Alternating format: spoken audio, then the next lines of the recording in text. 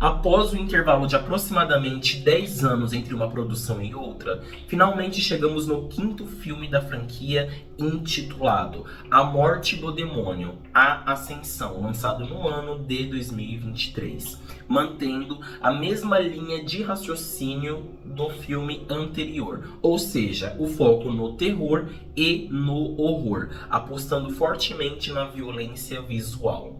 Porém, diferente dos anteriores, que se passam em lugares abertos, como em uma floresta ou em um castelo medieval, por exemplo, aqui o longa possui um ambiente bem mais restrito e até um tanto claustrofóbico, no caso, dentro de um apartamento.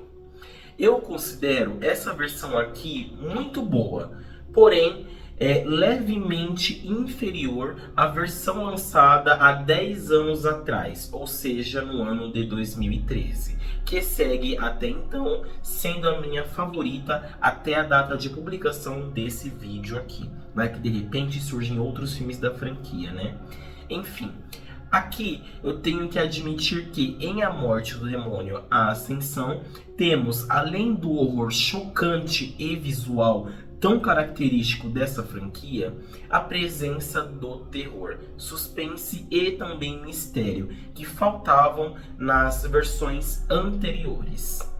A história aqui é basicamente a seguinte: Beth viaja para Los Angeles para visitar sua irmã mais velha, Ellie, e também os seus filhos. A família mora em um prédio de apartamento decrépito e quase que abandonado. Nas paredes do velho edifício, elas encontram um livro antigo escondido há muitos e muitos anos. Ellie logo descobre que se trata do Necronomicon, o livro dos mortos para os mais chegados, e que invoca demônios sanguinários quando lido em voz alta. A partir disso, os seres sobrenaturais são libertados e começam a possuir os moradores. Beth, então, precisa lutar para salvar sua família e também permanecer viva. É interessante notar que, por mais que exista uma base inspirada nos filmes anteriores, A Morte do Demônio, A Ascensão, consegue inovar trazendo elementos que não haviam sido explorados anteriormente. Como, por exemplo, o foco em um apartamento que fica localizado em um prédio em ruínas, a exploração de vínculos familiares e, mais do que isso, crianças que aparecem pela primeira vez na franquia, causando aí uma tensão ainda maior. Mas, ao mesmo tempo em que essa questão de apresentar crianças na história seja um ponto de certa forma positivo, também é um ponto negativo. Porque, por mais que nesse filme existam sim cenas de violência, eu sinto que essas cenas de violência, elas são de certa forma um pouco mais amenas, entre aspas, do que no filme anterior. Repetindo, existem diversas cenas de violência aqui sim, mas eu sinto que elas foram bem mais exploradas na versão que foi lançada no ano de 2013. Outros pontos que senti que essa produção deu uma escorregada foi que em alguns momentos o filme ele não respeita direito as próprias regras que são estabelecidas.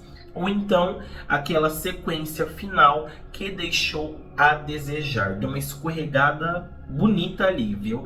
Eu acredito que o demônio ele morreu de uma forma muito fácil e um tanto quanto patética. O demônio praticamente criou facilitadores para sua própria derrota. Algo que eu senti falta também foi uma trilha sonora mais marcante. E talvez isso seja culpa minha, pelo simples fato de eu ter assistido a versão lançada no ano de 2013 diversas vezes.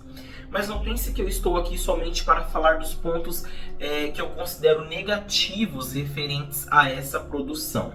Ela também possui muitos pontos positivos sim, como por exemplo, ótimas atuações de forma geral de todos os atores que interpretam os personagens, o trabalho e cuidado e também a qualidade das maquiagens que estão incríveis aqui nessa produção, os efeitos especiais e práticos que são realmente arrebatadores, muito sangue na tela, clima de tensão e suspense, violência na medida certa e uma criatividade dos roteiristas em conseguirem fazer um filme se passar em sua maior parte do tempo dentro de um apartamento, coisa que é algo realmente desafiadora, visto que existe uma questão referente ao espaço limitado que foi muito bem trabalhado e também executado aqui. Um outro ponto super positivo é o destaque para a atuação da Alyssa Sutherland, que interpretou a personagem Ellie, a mãe das crianças. A atuação dela nesse filme é algo realmente impressionante. Todas as expressões faciais e corporais, os olhares, realmente são de deixar qualquer pessoa impressionada. A atriz consegue realmente transmitir a sensação de estar sendo possuída por uma entidade demoníaca.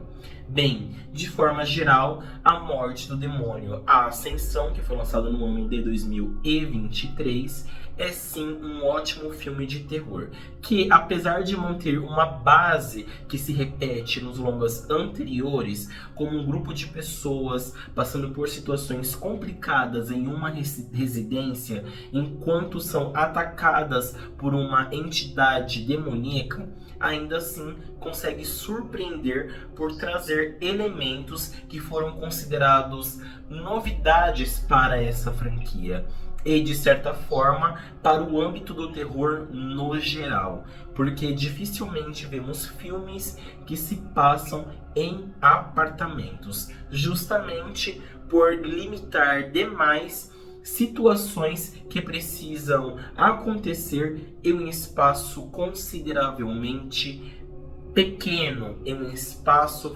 fechado. Para finalizar, A Morte do Demônio, A Ascensão é tão bom quanto o remake lançado no ano de 2013. Ambos estão em pé de igualdade dentro dessa franquia.